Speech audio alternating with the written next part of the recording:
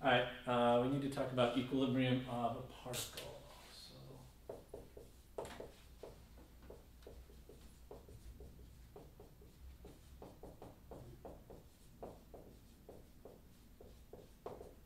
okay, starting with equilibrium of a particle, we're talking about particles rather than rigid bodies or free bodies.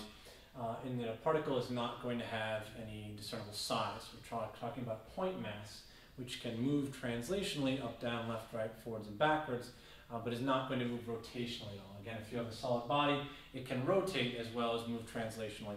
So we're going to start with a simple case of a particle.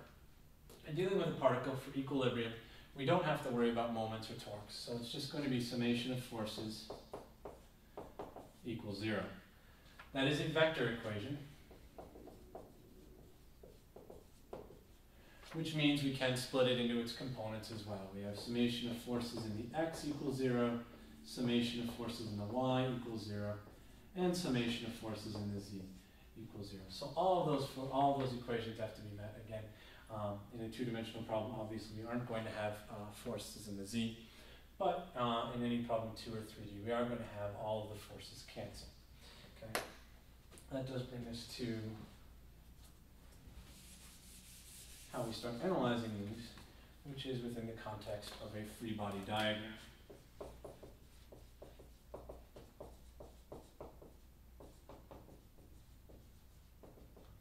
At this point, most of you have seen free body diagrams before, drawn them in physics or wherever else. But within this course, we want to make sure everybody's on the same page, everybody's got everything up to speed. Free body diagrams, for now we're just, again, talking about individual particles. We will move on to talk about rigid bodies, and then when we get to mechanics of materials, we'll talk about deformable bodies. But it's simply used to represent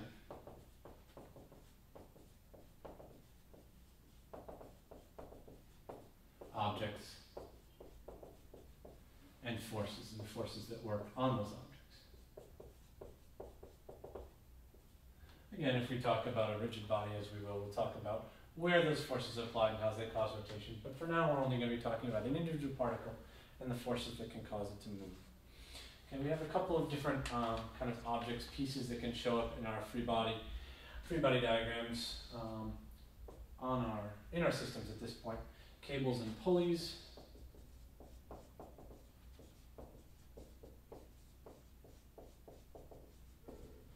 Okay, again, at this point, everything we talk about is going to be ideal. Cables and pulleys are going to have negligible weight.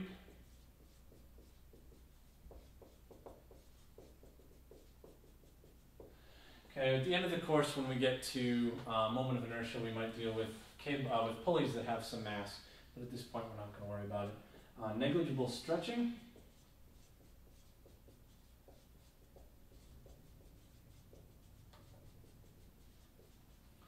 Again, cables we're going to assume don't stretch.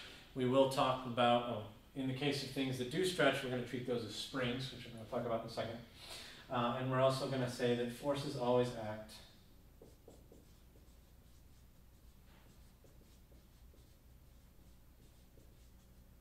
in the direction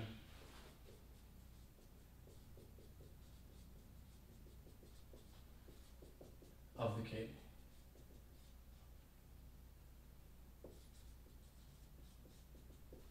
Again, we're not going to have cables that support any shear stress of any sort. So that's going to leave that alone. Okay, beyond cables and pulleys, we are going to deal with springs. Which I'm going to write in here. Okay, springs, you should be familiar with this, again, from physics. Springs, we can talk about, say I have a fixed surface here, and I've got cable to a spring, and then pointer here, stretched out a little bit, and then, okay. So this is what we're going to call x equals 0. This is going to be the spring in equilibrium.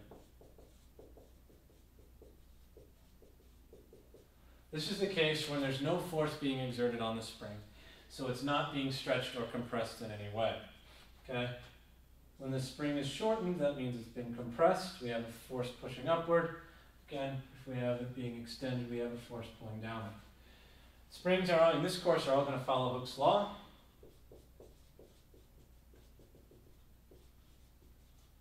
Which says that the force exerted on a spring is equal to its spring constant times its displacement. Okay? So, and we are going to put a minus sign in here because it is opposite direction. Sorry, we're going to leave that off and keep things consistent here with the drawing. So in this case, if I pull the spring in this direction, we're going to have elongation in this direction. Push the spring this way, we're going to have displacement in the same direction. Okay? This K is called spring constant. It's called the spring constant. I need to stay on the screen here.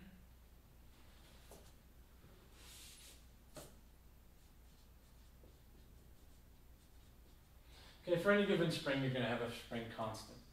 All right, so here we have F equals 0. We have force downward, extension downward, force upward, extension or compression upward. And that's going to work like this. Again, the point here is to show that equilibrium, and you can can stretch or compress a spring in either direction. One important distinction here is a spring being in equilibrium is not the same as a system being in equilibrium. Okay, if I have, for instance, over here,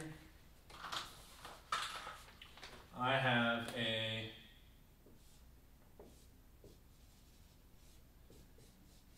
spring with a mass hanging from it. Okay, this spring is going to be stretched out. It's not going to be in its equilibrium position.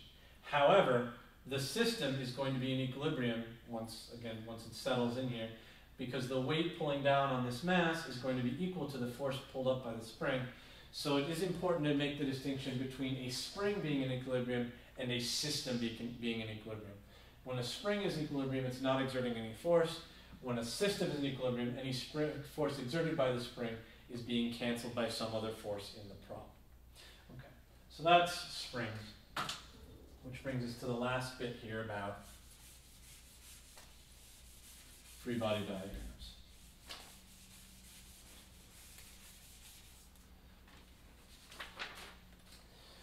Which is the procedures for drawing one.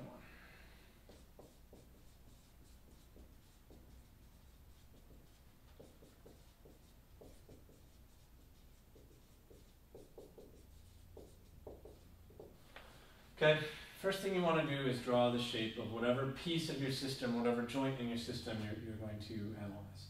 So,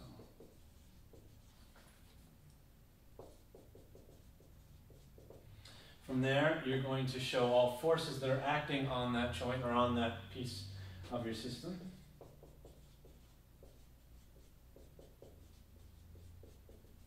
And the last piece is labeling or identifying. Identify as a team.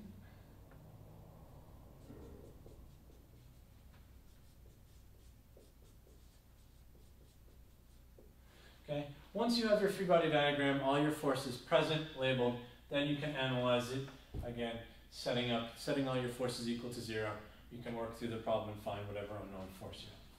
Start with a simple example here, where we just draw the free body diagram.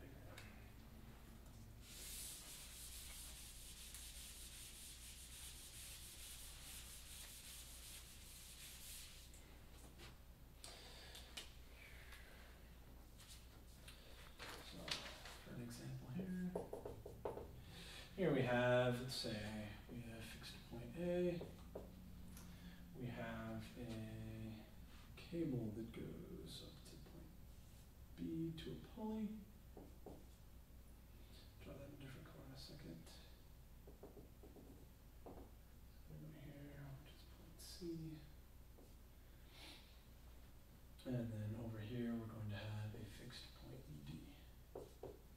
Connecting all this, we're going to have a cord that goes up over B and down to C.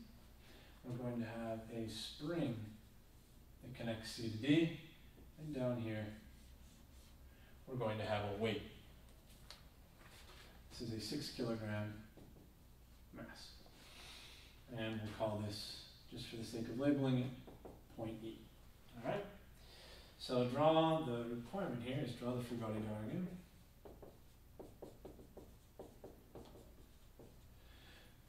For the sphere, for the hanging weight, which is a sphere in my notes and a cube here, but for the hanging weight,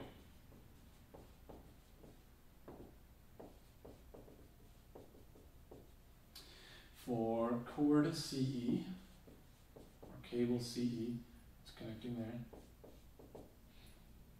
and point C. Okay, it is important to notice here that you can draw the free body diagram for any object or any joint or junction within your system. I need to give you a little geometry here. This makes a 45-degree angle, and this makes a 60-degree angle. And clearly not to scale. This has spring constant K, which we're not going to end up needing. Okay. So, this becomes pretty straightforward for the hanging weight. This is black so you can see it a little better.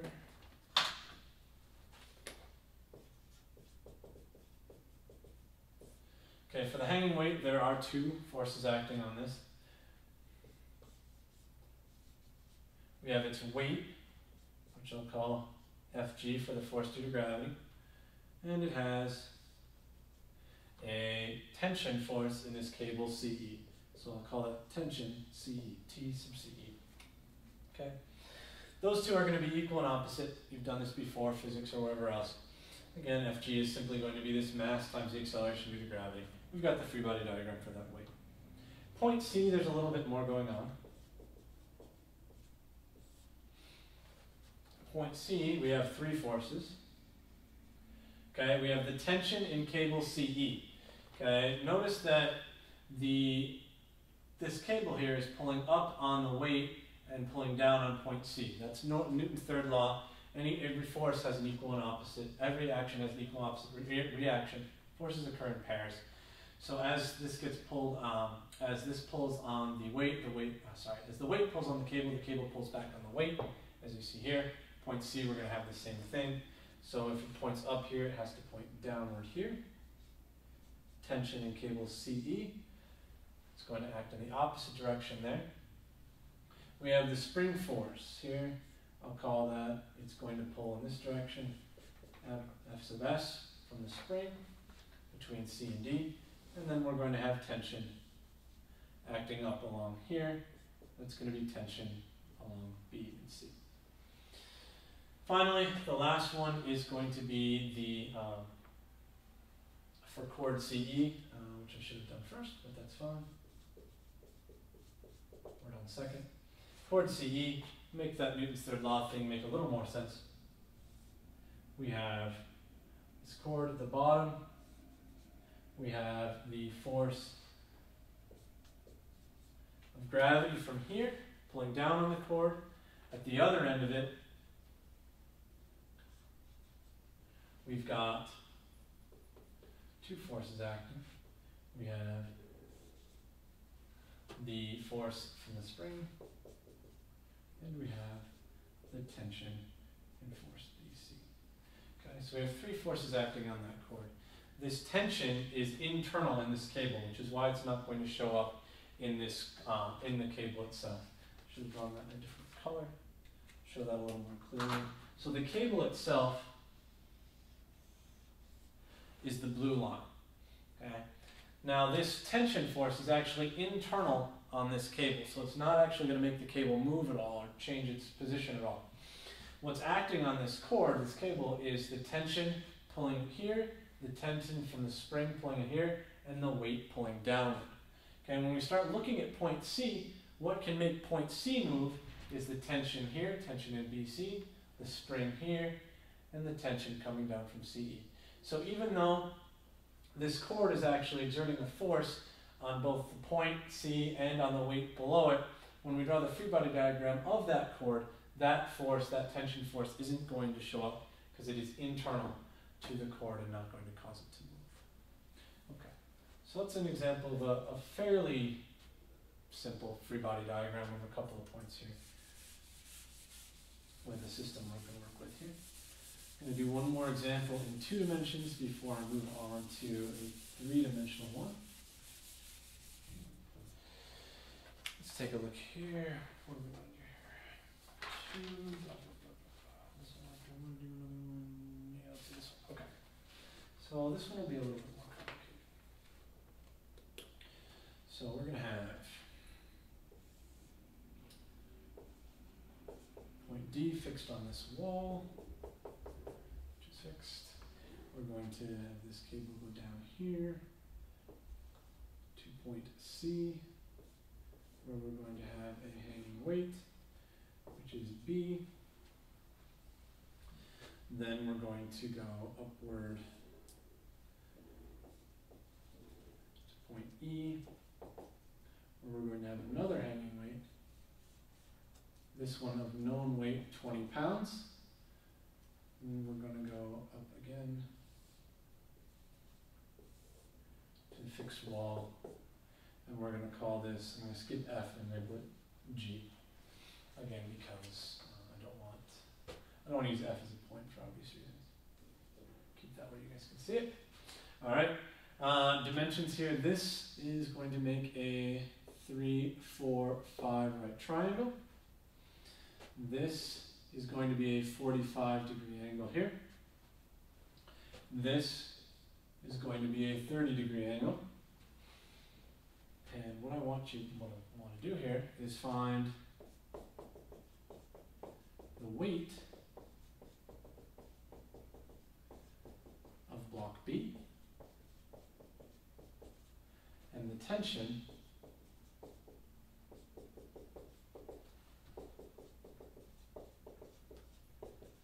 in each cable, that's DC, CE, EG.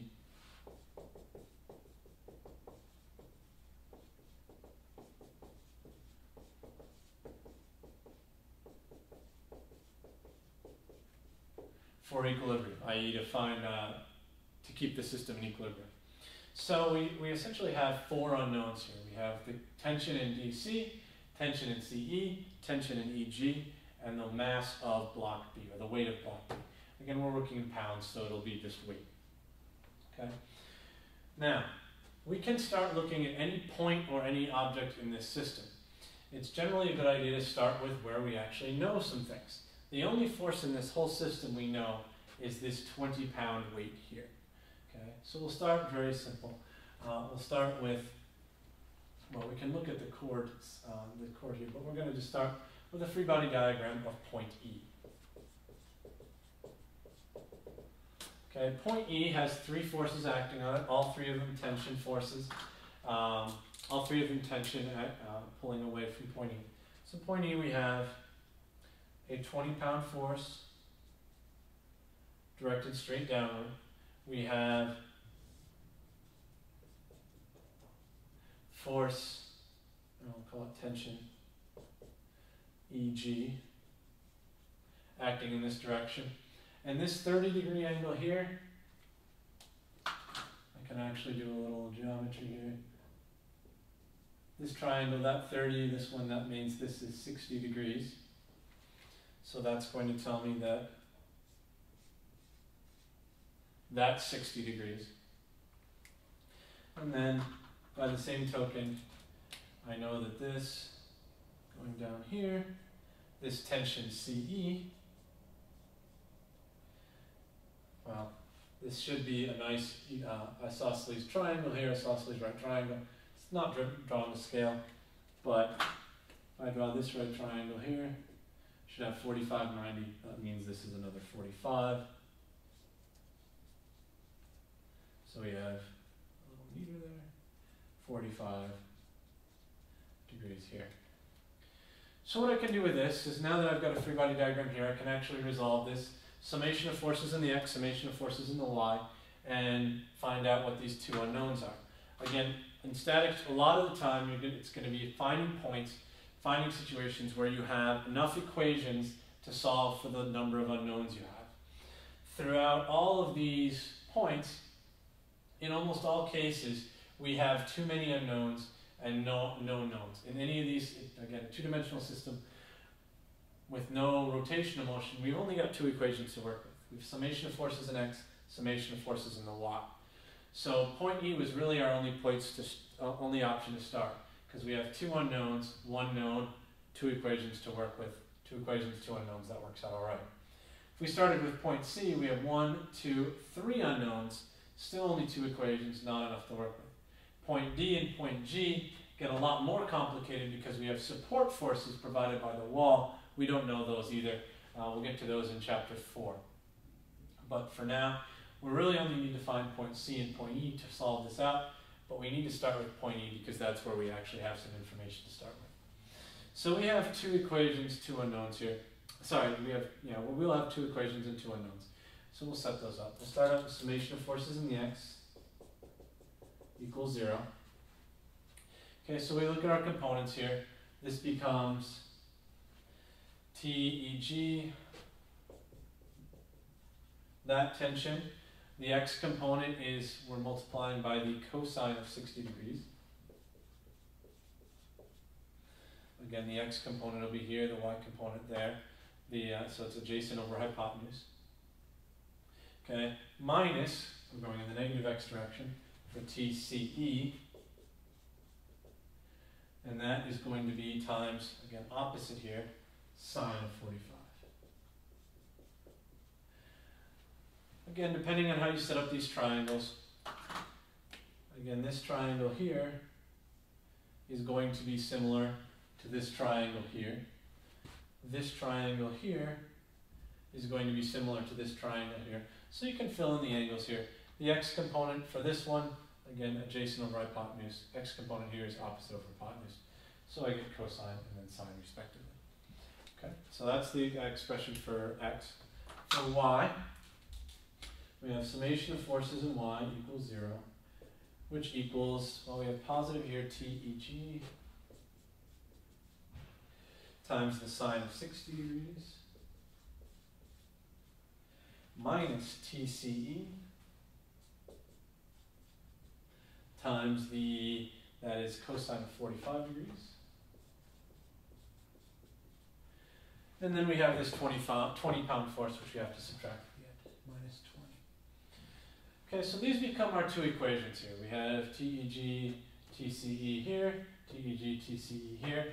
We know all the other values, either the trig functions or the 20-pound force. Okay, so what I'm going to do is I'm going to rewrite this one as a small n in terms of TEG. So TEG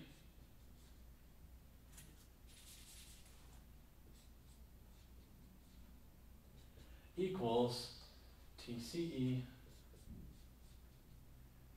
times sine of 45 divided by cosine of 60, which equals, for those of us who have a calculator, sine 45 over cos 60 is 1.1 radical 2. Radical 2 over 2, okay. Times TCE. Alright, so this expression just turned TEG into radical 2 TCE. I'm going to write that over here. I'm going to have space. I'm going to put that, I'll just put it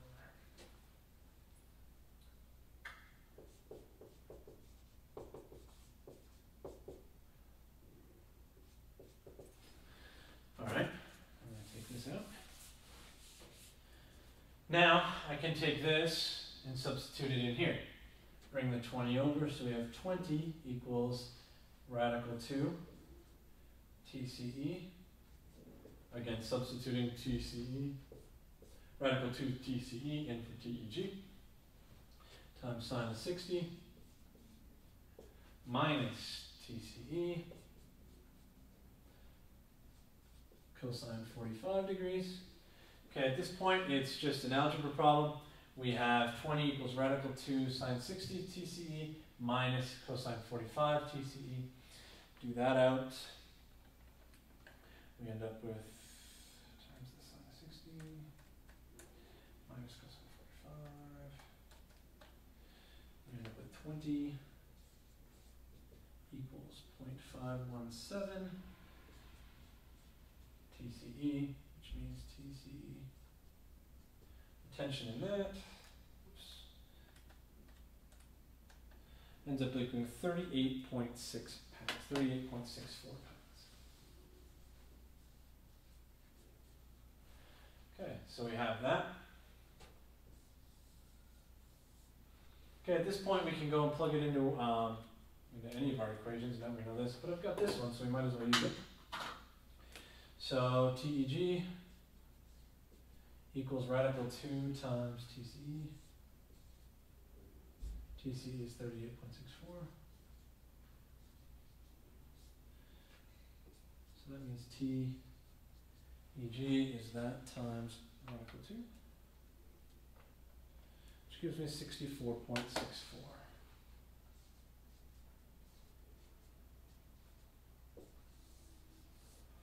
Okay, so this big mess of a problem is now half done. We were looking for 4 pieces, the weight of the block B and tension in each cable. We found the tension in CE. We just found was 38.64 pounds. And we found the tension in EG equals 64.64 pounds. And before I continue and make, yep, that's good, 54 point TEC, TEG 54.6, did I goof? Yes, I copied this wrong. My apologies, that should end up being 54.64. The equation is right, I just copied it out. So 54.64, that makes more sense. Okay, so those are our 2 tension forces for CE and EG. Now we can go ahead and look at point C.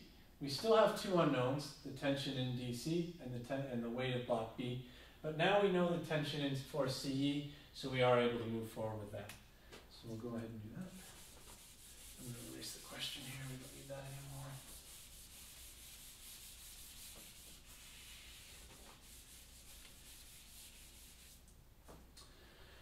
Okay, so point C. Point C, we have, actually I'm going to put this over here, I have a little bit more room with it. Point C, we have a force down here, which will be the weight of block B. We're going to have the tension in cable CE, and we're going to have the tension in cable CD. Okay, we know that this is a 3, 4, 5 right triangle. To scale there. This is just showing, if you haven't seen this before, that this triangle here is similar to a 3, 4, 5 right triangle.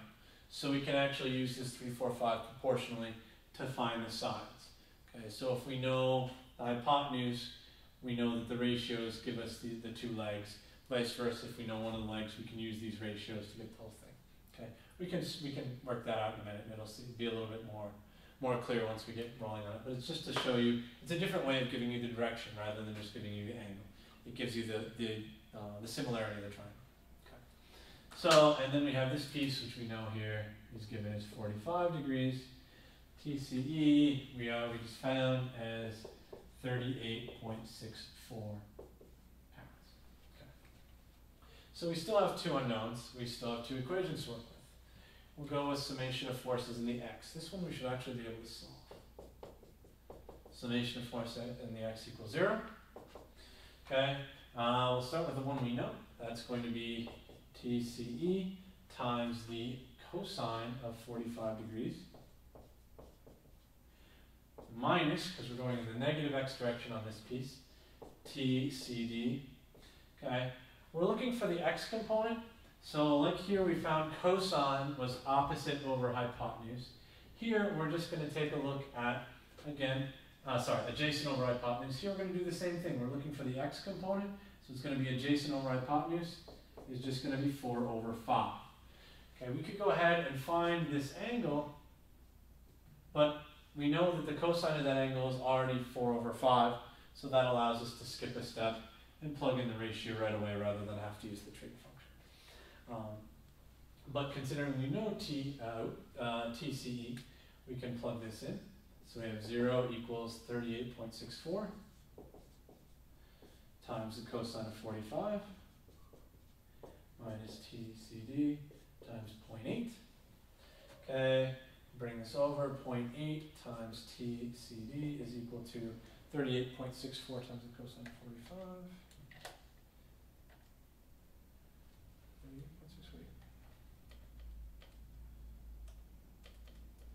38.68 is 27.3, 27.32. Keep this in for a second. Here's 27.32. Divide by 0.8.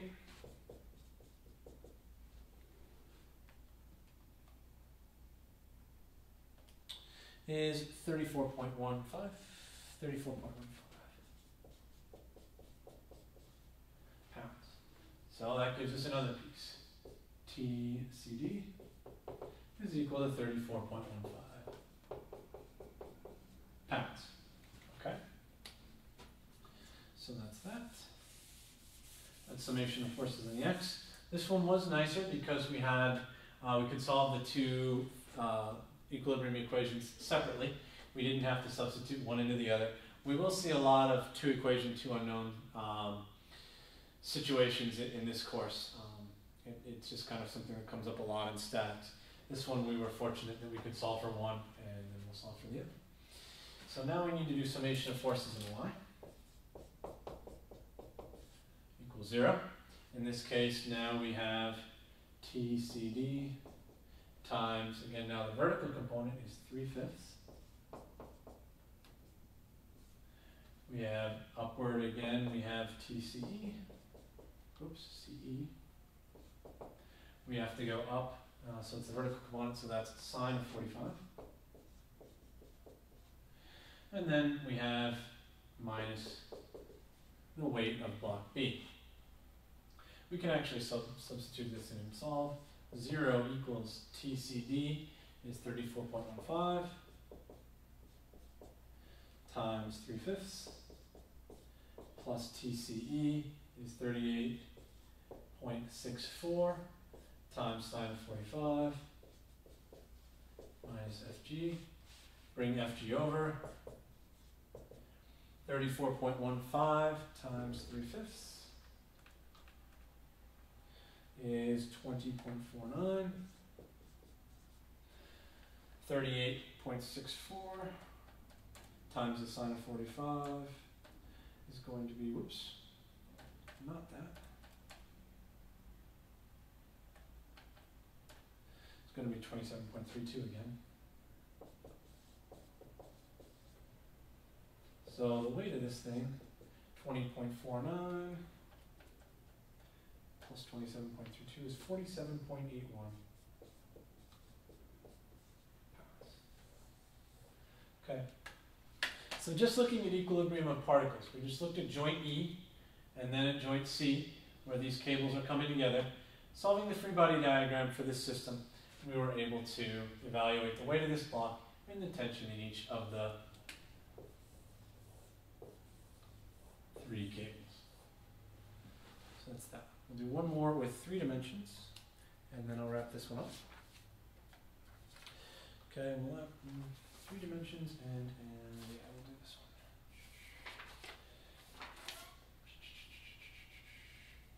Unforcing cables and stretch in spring. Do I want to do this one?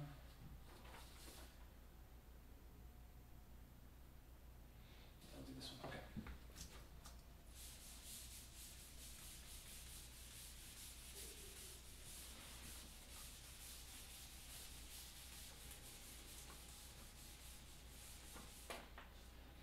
Alright, so in this case, we're going to try a big mess here.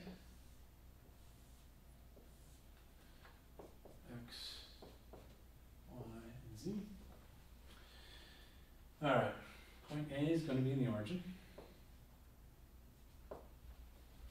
Point B is going to be out here on the y-axis. Connecting A to B is going to be a spring. We're going to have a spring here with spring constant 500 pounds per foot. 500 pounds per foot. Okay, we're also going to have a point C.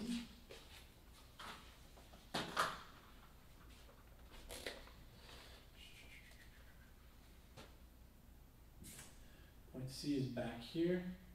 This is it's connected back to here. Point Z is in the XZ plane. Okay, so if you imagine this, we've got Y pointed off to the left, Z upward, and X out of the board.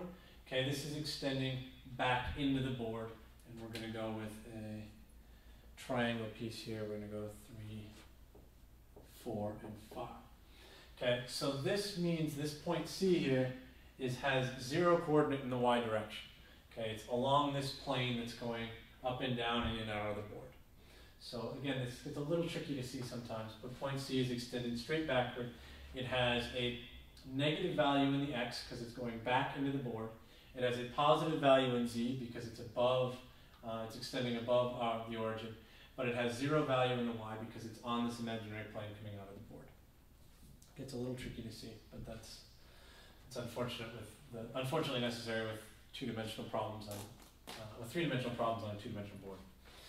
We have the same sort of thing going on here. In the XY plane, we've got point D, and I'm going to draw this in the other color as well, so my cables all be the same color. So we have that extends there. This extends here. This is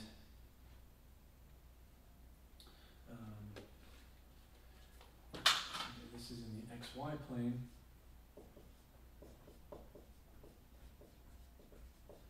Okay, in the XY plane means it's not extending above or below the origin at all. It's on that flat plane that is X and Y. Okay, and it's also, we're going to label it, if I extend the negative Y out here, I have this angle here, which will be 30 degrees. So it's 30 degrees forward from the negative Y. From here, we're going to have a weight, or 90 pound force pulling downward on the origin. Okay, so there's going to be tension in this cable, tension in this cable, support force from that spring. And what I want is to find forces in the cables and the stretch in the spring.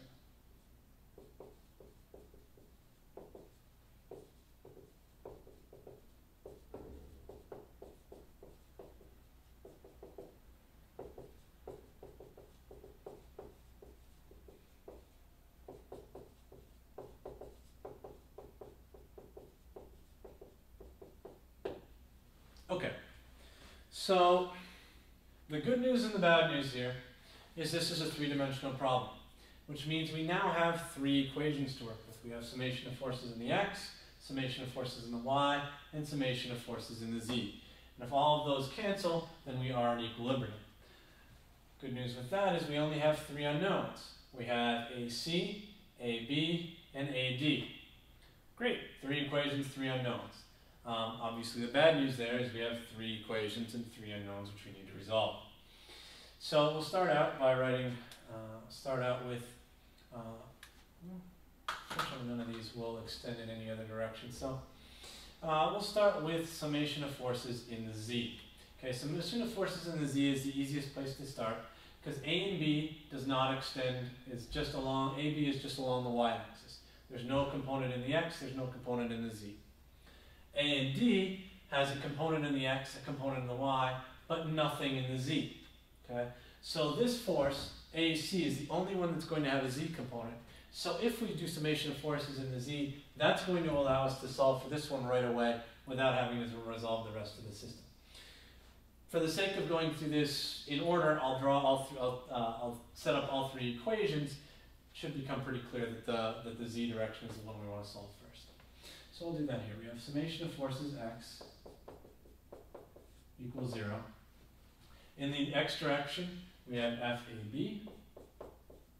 Whoops, I'm sorry, the x direction is not AB. AB extends into y, sorry. In the x direction, we have the x component of AC and the x component of AD. AC is extending in the negative x direction, so that's going to be negative FAC. And let me draw this a little better here, because it's going to go along the x direction and then along the z. So this becomes a 3, 4, 5. Did I stay consistent with that? I did. Okay.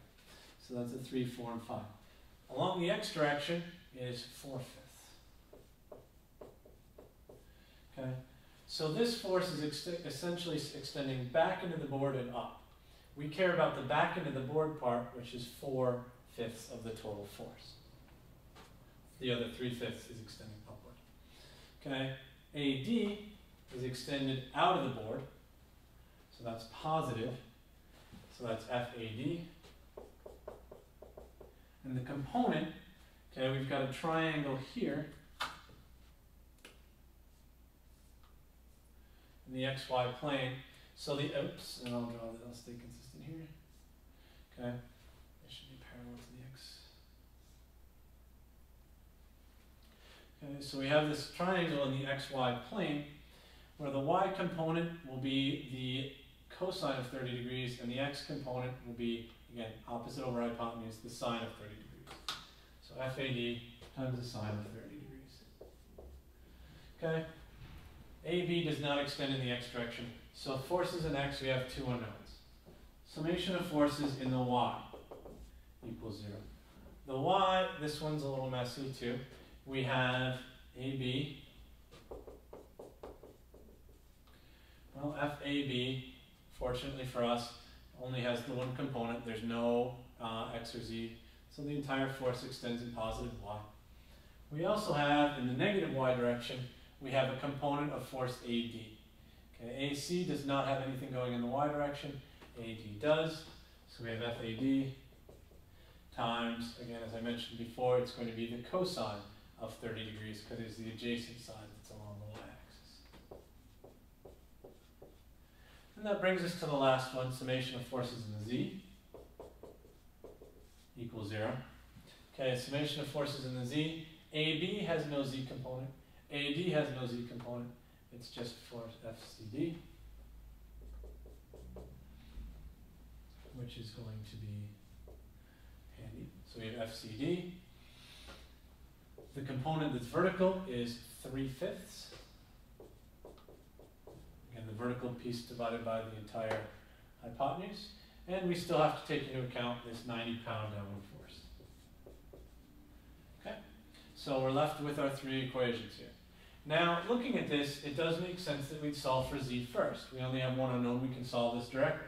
Once we know FCD, okay, sorry, that should be FAD. There is no CD in this case.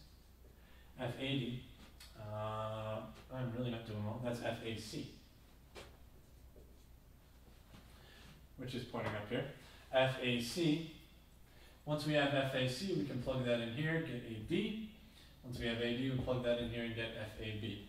So going through that relatively quickly here, we have, solving this one, we have 0.6 FAC is equal to 90 pounds. FAC is equal to 90 by 0.6. Should be able to do it in my head, but I'm lazy. It's 54 pounds. Divided by 0.6 Gs. Try 150. 150 pounds. Okay. Now we know FAC. I'll bring this around over here and solve this. 0 equals minus FAC is 150 times 4/5 plus FAD. Sine 30 is 1/2. Okay, so 4/5 of 150 should be 120. Okay.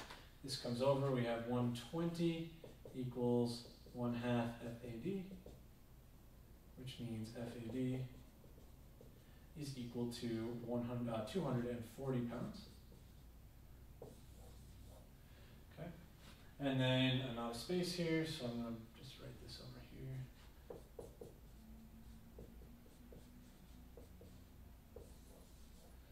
Write that over here so I can bring this over this. And then this guy comes down here. Summation of forces in Y. We have 0 equals FAB, which is what we're still known as, minus FAD is our 240 times cosine of 30 degrees. Okay, FAB cosine FAB minus 240 cosine 30, so FAB is equal to 240 cosine 30, which I can't do in my head, is 207.8 pounds, which gives us our three variables, our three unknowns for this problem. Okay, so that wraps up equilibrium of a particle, which is essentially everything from chapter 3.